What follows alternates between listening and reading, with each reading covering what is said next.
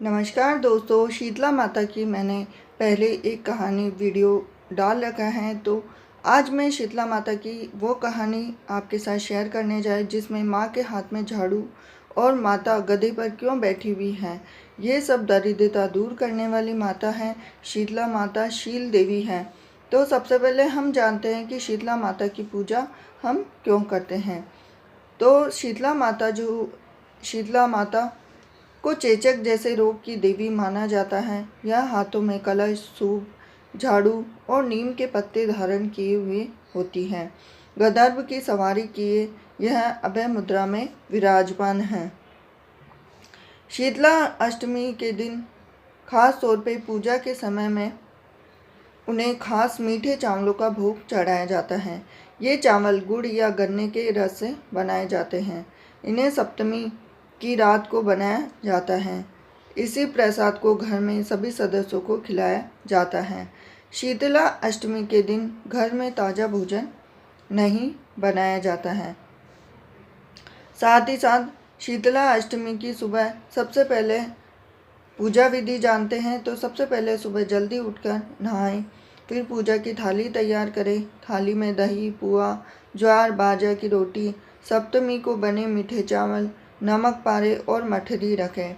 दूसरी थाली में आटे से बना दीपक, रोली, वस्त्र, अक्षत, हल्दी, मोली, होली वाली बड़बुले की माला, सिक्के और मेहंदी रखे जाते हैं। इसी के साथ आगे हम जानते हैं इनकी पूजा विधि। तो सबसे पहले शीतला माता की पूजा में दोनों थालों के साथ में लोटे में ठंडा जल भरे, स्वच्छ जल भरे और शीतला माता की पूजा करें और दीपक को बिना जलाए ही मंदिर में रखें। माता को सभी चीज़ें चढ़ाने के बाद खुद और घर से सभी सदस्यों को हल्दी का टीका लगाएं। अब हाथ जोड़कर माता से प्रार्थना करें और बोले कि हे माता, मान लेना और शीली ठंडी कहें। घर में पूजा करने के बाद अब मंदिर में पूजा करें और इसके बाद में पूजा के बाद में मंदिर में पहले माता को जल चढ़ाएं, रोली और हल्दी की टीका करें, मेहंदी और मोली और वस्त्र अर्पित करें, बड़कुले की माला व आटे के दीपक को बिना जलाए अर्पित करें। अंत में वापस जल चढ़ाएं और थोड़ा जल बचाएं। इसे घर के सभी सदस्य आँखों पर लगाएं और थोड़ा जल घर के हर हिस्से में छिड़के। और इसी के साथ आइए हम जानते हैं इसके बाद जहाँ होलिका दहन हुआ था वहाँ पूजा करें और थोड़ा जल चढ़ाएं और पूजन सामग्री चढ़ाएं।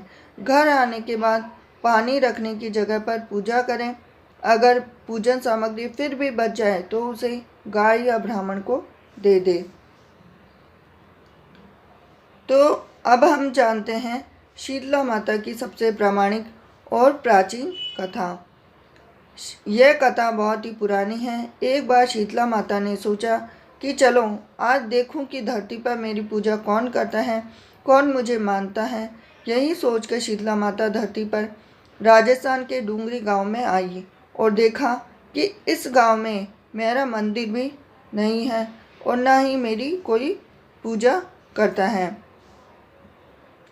तो ऐसा करने पर माता ने सोचा कि मैं देखती हूँ कि कौन कौन मेरी पूजा करता है।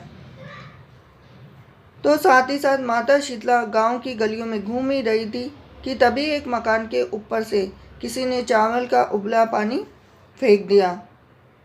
अब नीचे फेंका तो वह उबलता हुआ पानी शीतला माता के ऊपर गिरा, जिससे शीतला माता के शरीर में फफोले पड़ गए। अब शीतला माता के शरीर पे तो जलन होने लगी। अब इसी के साथ शीतला माता चिल्लाने लगी इधर उधर गलियों में।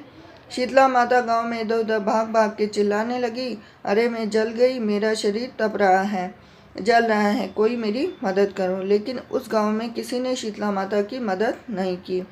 वहीं अपने घर के बाहर एक कुमारी बैठी हुई थी और उस कुमारी ने देखा कि यह बूढ़ी माई है तो जल गई है, इसके पूरे शरीर में तपन है, इसके पूरे शरीर में फफोले पड़ गए हैं और ये तपन भी सहन नहीं कर पा रही है।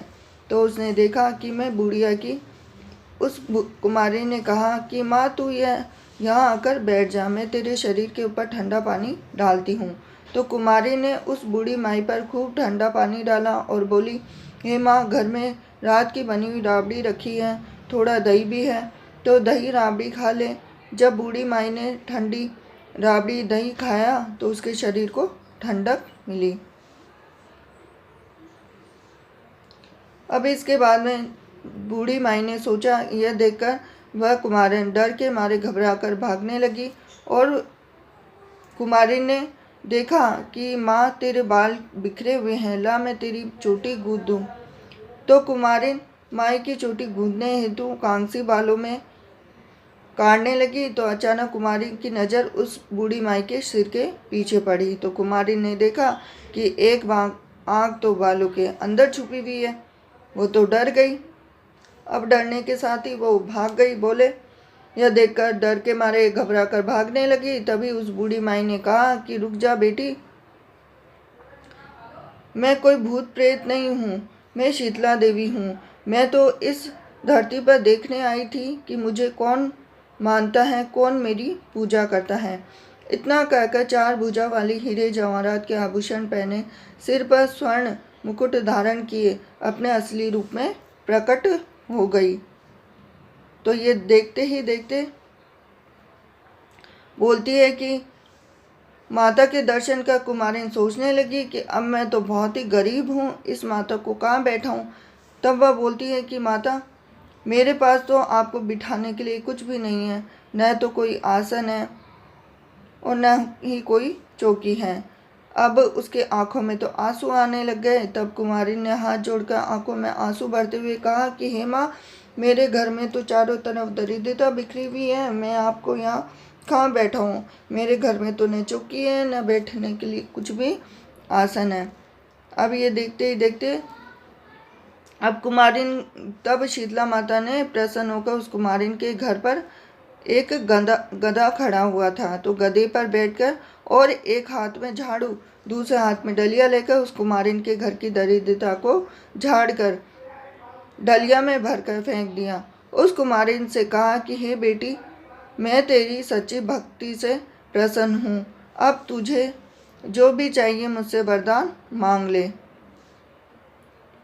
तो इतना कहने पर ही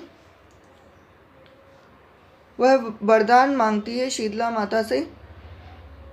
कुमारिन हाथ जोड़कर खड़ी हो जाती है और हाथ जोड़कर बोलती है कि मेरी इच्छा है कि आप इसी डूंगरी गांव में स्थापित होकर यहीं रहो, और जिस प्रकार आपने मेरे घर की दरिद्रता को अपने झाड़ू से साफ कर दिया, दूर किया है, ऐसे ही आपकी जो भी होली के बाद सप्तमी को भक्ति भाव से पूजा कर आपको ठंडा जल और बासी ठंडा भोजन चढ़ावे, दही चढ़ावे, उनकी हर मनोकामना पूरी करें।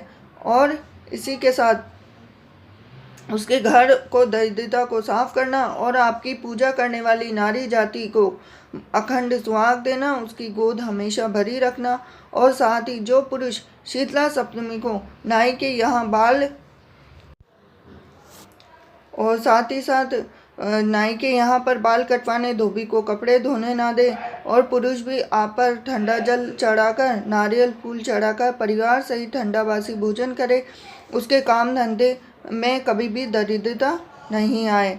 और इसी के साथ इतना आशीर्वाद देते हुए वरदान मांगती है कि शीतला माता बोलती है कि हे बेटी, तथास्तु, जो तू वरदान मांगती है सब तुझे देती हूँ।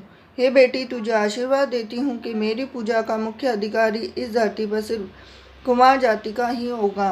तभी उसी दिन से डूंगरी गांव में शीतला माता स्थापित हो गई और उस गांव को नाम शील डूंगरी हो गया।